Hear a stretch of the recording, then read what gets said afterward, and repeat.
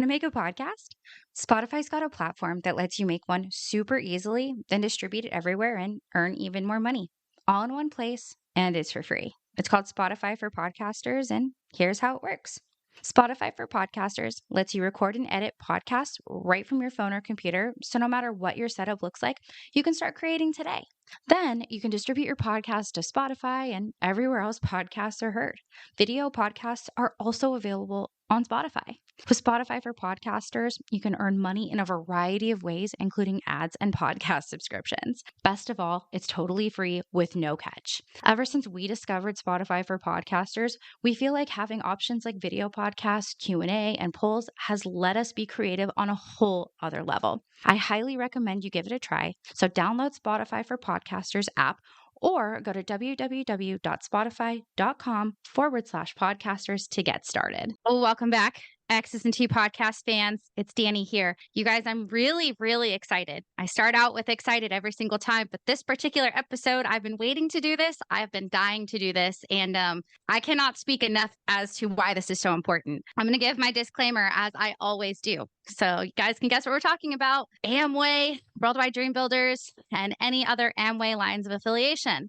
So with that being said, I am not here to defame anybody. I'm here sharing a story, my personal opinions based on personal experiences. My guest is speaking based on personal experiences, personal opinions. If you want to join Amway, if you want to join Worldwide, if you want to join Brit Worldwide, URA, LTD, I don't care. Like, do your thing. I'm not telling you not to, but I would highly suggest listening to some of the stories that we have told here. Anybody that I talk about, I have their names changed already.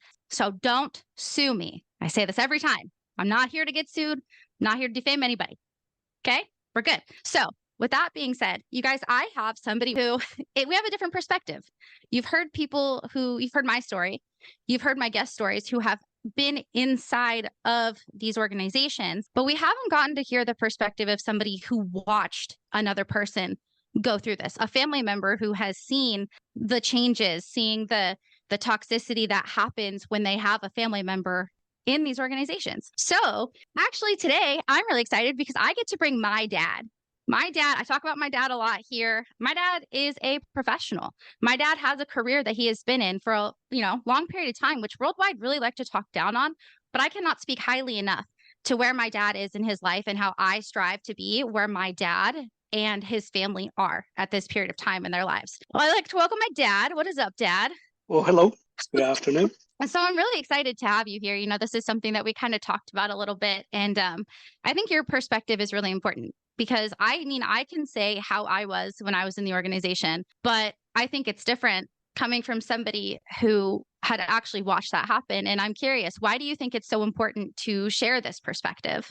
Well, it's always a battle, a learning experience. And in the course of trying to teach your kids what the correct course of life should be, it's not always easy. It's always a battle. Yeah, absolutely. And you've taught me so much in my life. And kind of when that time when I was kind of entering into Worldwide, I think that's really when our relationship kind of had started to become as strong as it was. So it was kind of a weird time for me to join Worldwide. And I've talked about my story before, so it's pretty out there, how my childhood was and how we weren't as close then as we are now. But when it comes to Amway, have you heard of Amway before? Absolutely. I've been around people who have been they were involved with the process. I don't know if I would call it a business, but that's an organization for sure. Yeah. You would call me often Amway Al. That was your favorite nickname for me back in the day. And you've had people show you this quote business, right? Somebody tried to sit you down and try to tell you that you could become rich with this. Well, I had more than one before I met this individual.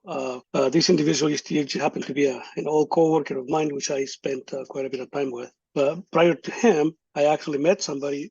He lived over in Kaiser, Oregon, and I was buying a vehicle from him. When I went over to look at the vehicle he was selling, he was, very friendly, very welcoming, and obviously they try to build trust through relationships, and so he tried to build a relationship of trust with me, and we obviously made me feel like we were best friends from the get-go, and talked about the vehicle and so on and so forth.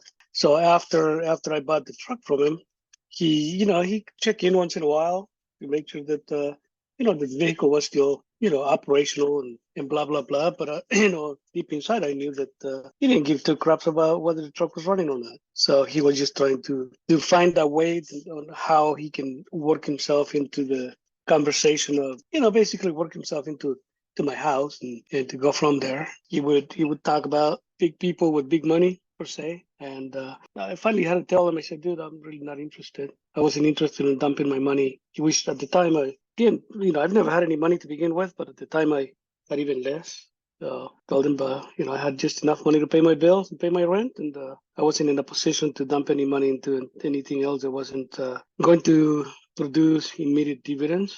And I asked him, I said, hey, if I give you this much, would you promise that in this amount of time you turn around and duplicate it or triple it or whatever? I go, then at that point, I go, if you can promise me that in 3 weeks or a month or whatever, I'm going to see rewards from this. He goes, well, it's going to be, the effort that you put into it. I'm like, what do you mean the effort that I put into it? Because if it's a short, slam dunk, then you should have enough confidence that I will double my money in a short period of time. So if somebody's able to make billions of dollars in 5 years, then you should be able to. If I give you 200, you should be able to make $200 in 2 weeks. Then I basically tried to pry what kind of products he was pushing, how he was selling the product, but he was not really interested in selling product. He was more interested in selling people. And I'm like, well, I'm not interested in learning the business of selling people. Like if there's a product and there's profit to be made, I go up. Be more than happy to do it, because up to that point I had started. I don't know if you remember that when I used to buy blankets and sell them. I used to Yeah, buy I do. boots and leather belt and all the leather goods. Used to go to the flea market. Used to go to different venues and try to sell product, but it was product exchange for money. I wasn't exchanging somebody's name in hopes that I would get financial benefit. So Yeah. that's what I told him. I said I wasn't really in the business of selling people. Even his wife came over to our house one more time, and when I told him, I said, "Well, if you can show me show a presentation where your product is coming from, it's sought after. Do we have enough consumers to make money off of it?" I go, I'm all for it. Like, I'll stuff my garage with your product all day long, but I will give you. I'm just going to throw an example. I will give you $10,000 for your product, and at that point, you shouldn't care whether I sold mine for 15 or 20,000 or I gave it away. I go, I'm not going to go over and try to pitch a business when there is no physical product. Yeah. If you have an item to sell, then you can sell it for whatever you want. Because that's what capitalism is. So I wasn't really interested in acquiring 7 or 10, 20 names in hoping that I get 10, 20 bucks from each person. I go, I'm not going to start shaking people down. That was my direct first experience with the organization. And what's really interesting is that, and I've talked to all different lines of affiliation, which back when I was in, I had no idea these people even existed or that they had different sorts of ways of doing things. And I actually just a couple of days ago spoke with somebody who was in an organization and they did push selling products, which was a foreign concept to me because back then I wasn't selling a product. I was doing what this person was doing. I was trying to sell people a dream as far as, you could get. It was people focused. That's what they told us. They said it was a mentorship opportunity with a business opportunity attached. And that's so allegedly fraudulent, just the way that they're pitching it. I can imagine that put a really bad taste in your mouth with this organization. It didn't, because I didn't spend any of my time. I didn't spend any of my money into it. So it didn't really do anything for me, because I've never been, what do you call it, a dreamer. I mean, Yeah. or something unobtainable. I don't get, I don't get wowed by somebody else's story. I get wowed by my own story. That's a difference. That's probably for a different conversation. But if somebody's got, I don't know, billions of dollars, it doesn't really affect me negatively or positively. So when somebody comes up to me and said, I'm having, breakfast with some rich guy, I'm like, well, good for you. I mean, Yeah. I'm having breakfast with my kids. I mean, what's the difference? I go, I probably not a whole lot. I mean, at the end of the day, they're going to go to your home, and you're not going to grab any of that guy's money and take it with you. It's true. Yeah. So no, I mean, it didn't really, to me, it was like, it didn't have that wow factor for me to even be interested in it. So no, I didn't really leave a bad taste in my mouth, because, my time and my money were still safe. That's true. Yeah, that is true. That makes sense. So do you remember when I was telling you about that I had met some people and that I was going to some conference. Do you remember that conversation? Not quite sure because once you said that you met some people, you were going to a conference, it immediately because I had, I had heard about the organization for many different ways because I used to work with this guy that he really started pushing onto me, and I remember I finally told him, I said, well, if you're around people that has this so much wealth, and if you're gonna have this much wealth, I go, why am I staying 15 minutes after quitting time trying to jumpstart your vehicle so you can make it home? Yeah. I go, well, I mean, why is your wife picking you up from work and taking you home because you have no car? I mean, so if your situation is worse than mine, that means that you're making less than I am. So therefore, how am I going to believe you that is true? Now, Yeah. if I see a guy in those conditions, and then a month later he shows up, driving a new car and moving into a new house, got new clothes and stuff, yeah, then we'll talk about, hey, how'd you do it? But Yeah. if I have, if you give me this pitch and 6 months later you're still in the same spot, if not worse, then how am I going to believe it? There's no credibility. Yeah. I'm pretty big on credibility. I've it's been a long time since I've actually believed people's words. I will see mostly situations and conditions and you know in actions. So if you tell me that this thing is gonna make so much money, but then you're still relying on me, so obviously it's not making any money. I immediately, when I told you, your first words were, "Is it Amway?" And I said, "I think so." And I don't think I had quite learned yet. What's so predatory about the system, especially as it was when I was in 2016, they didn't tell me it was Amway. They didn't even say the words Worldwide Dream Builders. All they had said was, you have this guy, I call him the club owner. He was a very long-winded fellow. I was in a room maybe full of 20, 30 people, and he just kept going on and on about his life. And like the way that he said it, it sounded great. Like, yeah, this sounds fantastic. And especially when I'm in a position where, I didn't want to live with my mother anymore. I had just left who I call Kyle. Of course, that all sounds great. And it wasn't until I was so fascinated by this and so like gung ho about it that I even found out that it was Amway. That was the one thing that you had asked me, like, is it Amway? I was like, yeah. And you were so against it. I remember being surprised. I was like, oh, like, why is it so bad? And just having this naive thought that this was a great thing. Well, I think you use the word predatory.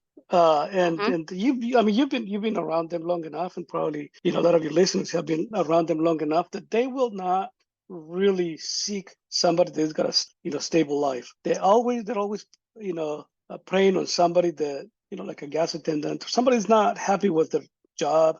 They're not happy where they are financially, so it's easier for anybody to go over and convince somebody to do something when they are not happy in the situation they're in. If Yes. like for example, if somebody wants you to leave your relationship, out of a relationship, they're going to go over and prey on somebody that is unhappy in the relationship. So if they want somebody to leave their job, they're going to go and look for somebody that's unhappy with the job. Is they're not getting that financial compensation that they should. They prey on people that are, can make the rent, can make their food, so they'll go to people with low resources because everybody Yeah. with low resources, their wish is to have more resources. Somebody that has resources, a lot of times they don't wish for more resources. They just wish to keep what they have. So, obviously they see a single mother that is struggling, living with her parents in an apartment or whatever. That's a perfect prey. Oh, it was. It was like a perfect storm. And one of my guests, her name is Cassia. She said it really well. She's like, because a lot of people try to say, "Oh, well, that would never be me." And one of the things that she said is, "Don't think that you're above it. They just haven't hit your pain point yet," which is exactly what they taught us to do. They taught us what's called form, where you go up to somebody, you talk about their family, then you talk about their Hmm. occupation, you try to get to know their recreation, which is stuff they're interested in, and then once you finally heard that pain point, that's when you quote drop the message with them. And that system is predatory because when we're going out and Oh yeah, talking to totally. people about this stuff, so the guy who brought me in, I call him Robert. It's not his real name. Cheeto guy. The funny thing, my dad calls him the Cheeto guy because I think, Dad, why do you call him the Cheeto guy? Just out of curiosity. Well, when you asked me what was my first impression, I go, well, the thing that I remember is he was sitting in a corner catching Cheetos. Remember, he used to throw them up in the ceiling and then try to catch them with mouth. He did. He did. Yeah. Yeah, Robert was a guy I knew from school. And what's funny is I reconnected with Robert purely because do you remember the guy who sideswiped my car and tried to say he wasn't from here? So I looked him up on Facebook and I Yeah. saw that we had a mutual friend. Sure enough, Robert was that mutual friend. And I reached out to him. I was just like, hey, do you know this guy? Is he from the area? Yeah, great. Okay. But it wasn't just that with Robert. It was very much like, oh, it's so great to hear from you. Like, I haven't talked to you since school. Like, how's it going? And it was just all of these different things at once. He really kind of finagled his way into a friendship with me that was not genuine. It was very much with an ulterior motive because he would, every opportunity that he had, and he would hang out with me. And I call the guy that I was with at the time, Luke, who I always say, every episode, I'm so sorry, Luke. I should have never been with you. It was a shit show of a situation. Pardon my language, Dad. I'm sorry. But Okay. he would always find ways to be friends with him and me and like tried to get us in the situation together. And ultimately, he was able to prey on, like you had said, all of those different things about me. And the way that he told me about it, and I was skeptical at first because I like to think that I am a skeptic. Apparently, at this time, I was not skeptical enough. But I looked up the guy who he was talking about because he gave me a last name. And he's like, well, you're not going to find him. I was like, you don't know me. I'll find him. And I did. And what's funny is this guy was a club owner and there's a lot of, I didn't read all the bad stuff about him. I really just wanted to see what career path he was in and like what he was doing. So that's the first like thing that he told me. And then he's like, oh, I just buy stuff. I'm like, what the hell do you mean you buy stuff? And he's like, yeah, with Nike and Apple, just throwing out all these buzzwords with at me. And of course that sounds exciting. When I told him, I was like, yeah, sure, whatever. Like I'm not, or actually, no, that's not true. I told him I wasn't interested for a while. And then I had gotten into an argument with my mother and he called me up and was like, hey, I can get you a meeting with these people. Are you sure you're not interested? And I was like, yeah, totally. I'm down. So later on that night, what's so funny is I left and I told my mom where I was going. And she was like, yeah, just don't go get involved. Like, don't get wrapped up in sex trafficking, is exactly what she told me. Because I was going down to a hotel at the airport. And looking back, like, how dangerous is that? You have a single female going to meet some people, I'm putting quotation marks here, at a hotel. And I think about that now and I think about how, like, actually dangerous that is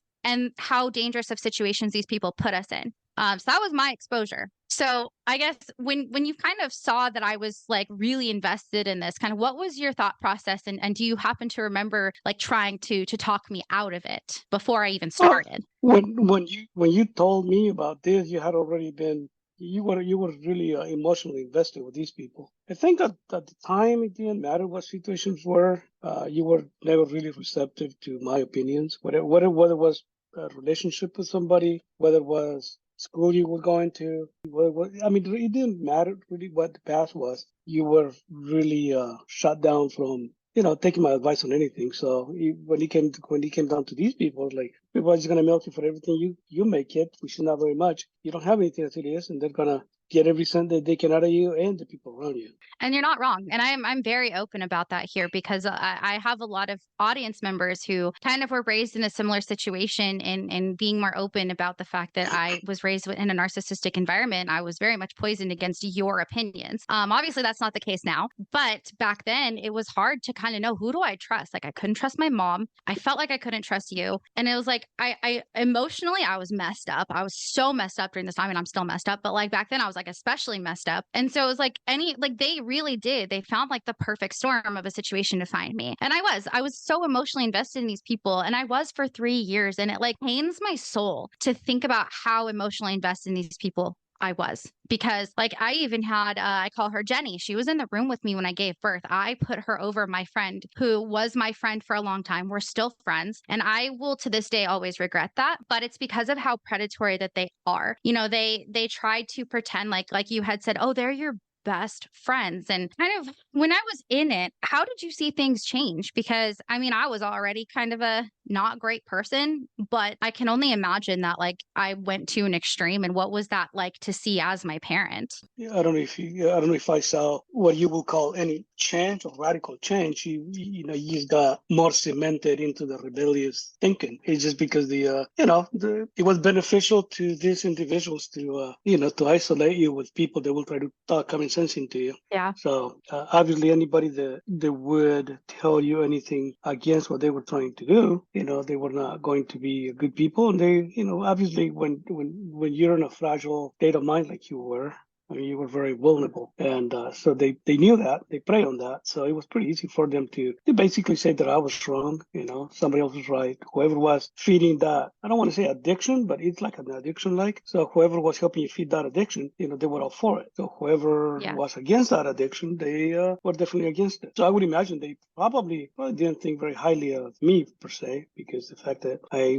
was against their beliefs. Yeah. Yeah. Within their talks. So I had gone through, I was telling you before we started recording that I have an audio that I had from when I was in. And within the first, I want to say 30 minutes, not even the first 30 minutes, they're already kind of planting a seed of doubt in the people that you have in your inner circle. They quite literally say, don't kiss this off because your grandma who's not even here, or your mom and your dad who are broke, don't listen to them. Like, if you want to go listen to them, great, go be broke the rest of your life. But if you actually want to have success, you need to, quote, follow the people with the fruit on the tree. And they would say that within the first 30 minutes, like they're preventing it from happening almost already. And it's just the way that they do it. Like they automatically say, like, we know you're going to go look this up. We know you're going to go talk to your parents about it. We're going to tell you ahead of time, your parents are not going to be about this. And that's a huge part of not just the beginning process, but once you actually get to know these people, they seclude you from your families. Dad, I don't know if I've told you about this or not, but I definitely talk about it a lot here. There is this guy named Stephen Hassan. He was in a cult. His dad kind of helped him get out, but he has this thing called the BITE model. So it's behavior control, information control,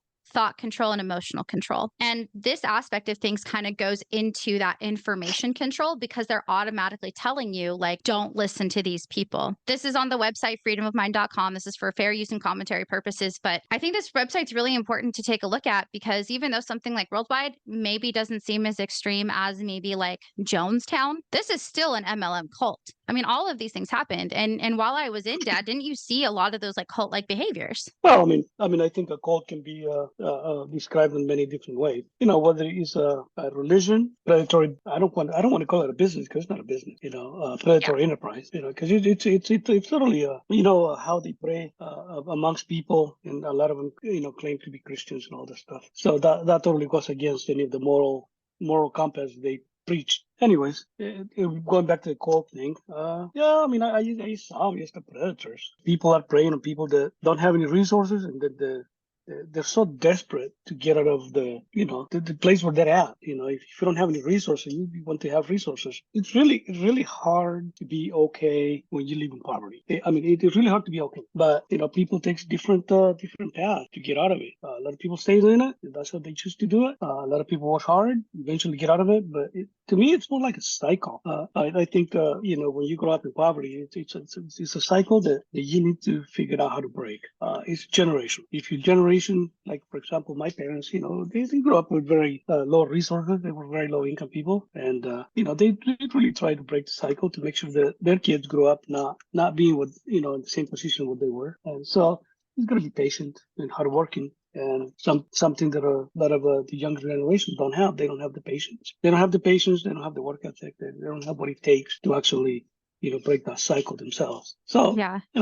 So this, if you want to call them cults, that they prey on that. They prey on the desperation of the people. Yeah, they do. And that's of course, and they're telling you like this is the easiest way. Like it's like a get rich quick, basically. It's like you've been working for so long. Like they always preach 2 to 5 years, 2 to 5 years. You can do this in 2 to 5 years. And quite frankly, Robert is actually still in this business. I saw a picture of him at a function as of recently. This guy has been in the business for 7 years now. 7 years this guy was in, and he's still not even, they call an eagle in the business. That is 6 people wide, right? That's where you're supposed to, quote, have your first form of leadership. You're not going to leave if you go eagle and you'll go platinum or whatever. But he's still in, and he's still not even to that level. All the people that are in who were, quote, going to be at some level or another, they're not at that level. And I know that because a lot of this information is public. If somebody is in those higher gems, if you will, like emeralds and diamonds, of course, and even rubies, you can look this stuff online. All the new gems are all announced. So we know who's not making it. Okay. So you guys can pretend all you want to that you're still in this business being successful, but realistically, you're just still in there because you're narcissistic. I mean, let's be real here. And so when it came to watching me in this business and hearing some of the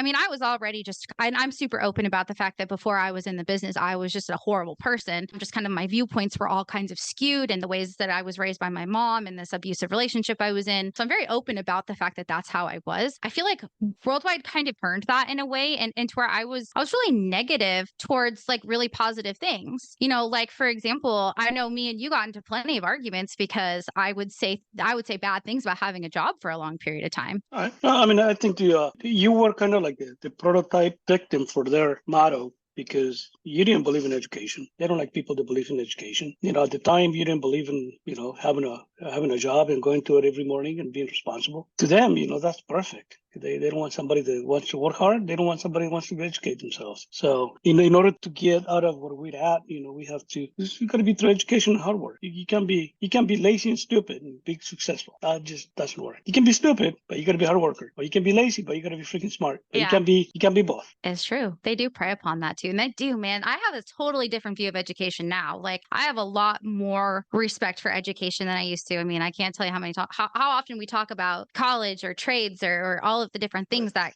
kids have in the future. But back then, you're right. Oh my God, I was already in a way brainwashed from kind of the upbringing that I had with my mom. But this kind of created a whole new level of brainwashing, and it makes me sad to think that I fell into this. But at the same time, it doesn't surprise me. It does not surprise me at all that someone like me were able to get me. And you would always say too, and I was wondering if you can give some perspective on this, but you would always say, why don't they talk to me? Why will they not talk to me? You always said that. And they never did. What were your thoughts on why? I don't know. I mean, I was kind of glad that they came over and helped me move. That was my benefit. That's right. They They were. did. I mean, they were not. I always said people might not be very smart, but they can be very strong. That's what I need. I didn't need smart people at the time. I just needed people that can lift really heavy things. Yeah. Didn't they get the safe moved? Your gun safe? They got my safe moved. They got my piano moved. They got the big armor moved. Got my toolbox without having to offload the tools off.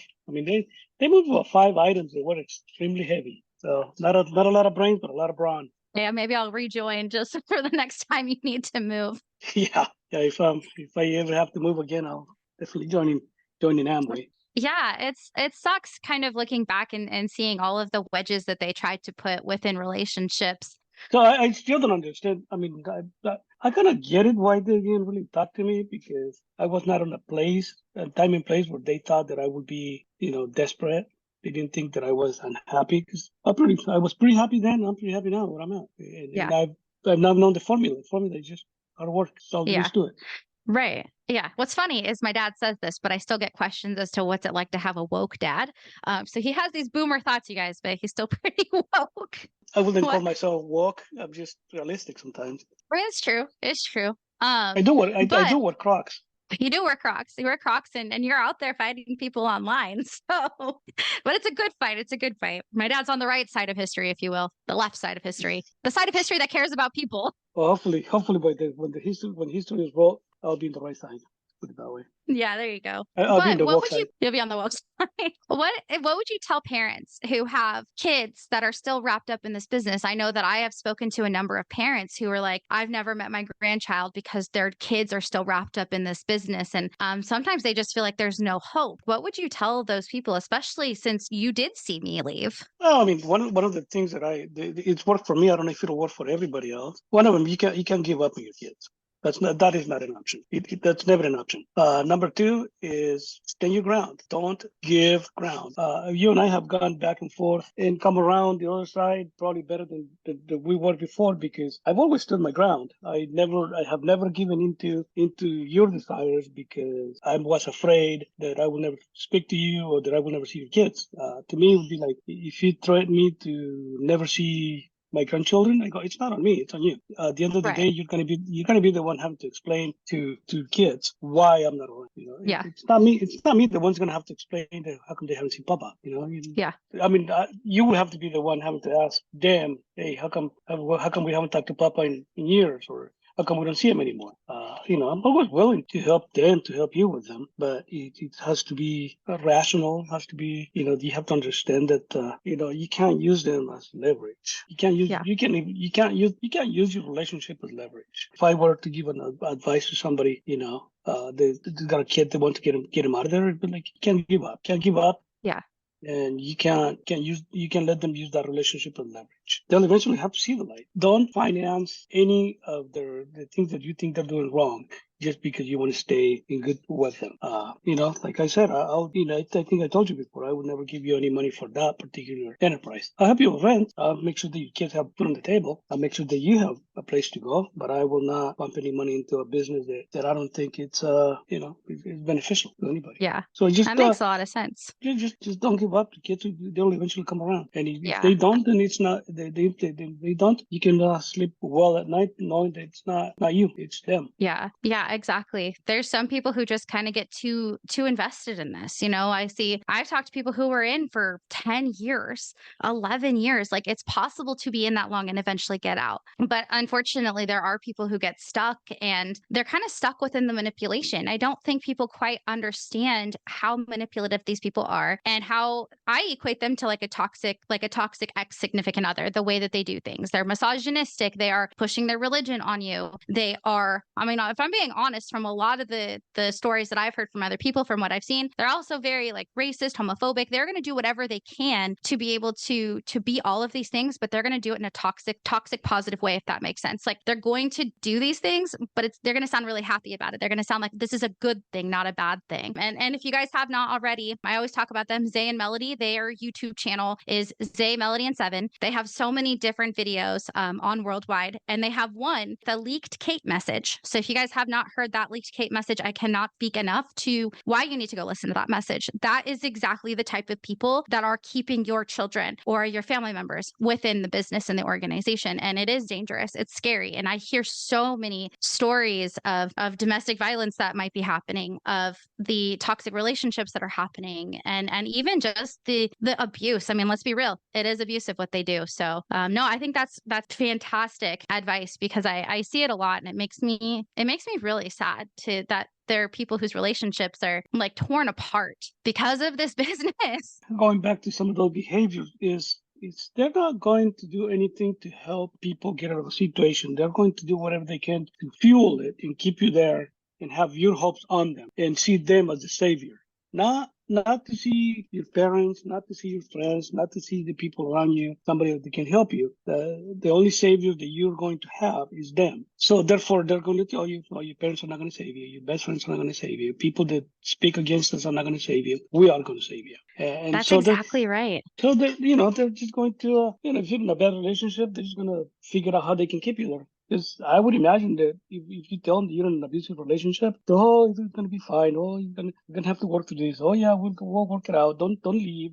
Stay there. Try to work into the relationship. Try to make sure you try to get the abuser to change. When they know full well it's not going to change, they just know that once you get out of that situation, that they might lose you to a different situation. Yep, that is precisely right. Because you know what? You know what their next step of course of action is when they do find that out, or if you're having marital issues, they go to who they call their pastor of Worldwide. And I say his name because he's an author. His name's Paul Sika, and they either give them his book, which his book is garbage. Okay, my personal opinion. That book is shit. Again, sorry, Dad, we curse here. But no, it's frustrating because this book is Paul Sika openly admits that he abused his wife and had an affair on her. And that's the person they're going to for all of this advice. But then they tell us, don't listen to your parents who've been divorced. It's like, yo, do you not realize that maybe they got divorced because the relationship was toxic? I cannot speak how highly I'm glad that my dad is not married to my mother anymore. I cannot speak enough to how good that is. So I don't know, people, maybe divorce is okay, especially if you're in a toxic relationship. But you're right, Dad. They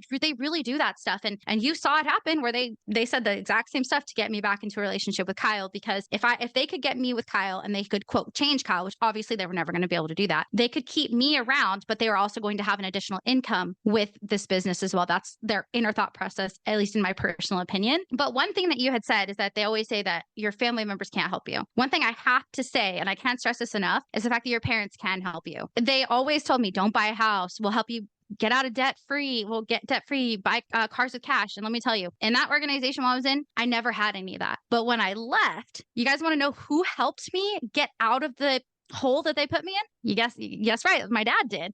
My dad helped me buy a car cash. My dad is helping me on the track to buy a house like they always told me not to. All of these different things that they claim that they could help with that they didn't in 3 years, my dad did in 1 year. What was it like, Dad, seeing that happen, like financially, how I was during the business? And maybe, okay, I know we've gone through some bad things, but what are some good things that you have seen after I left? Well, I mean, certainly especially said the way the ownership that you have taken of not only your life but your kids' life. I mean, it's you've grown up a lot. I don't think you get gaslit by anything so easily anymore. You're in a good track. I mean, you surround yourself with hopefully with good people.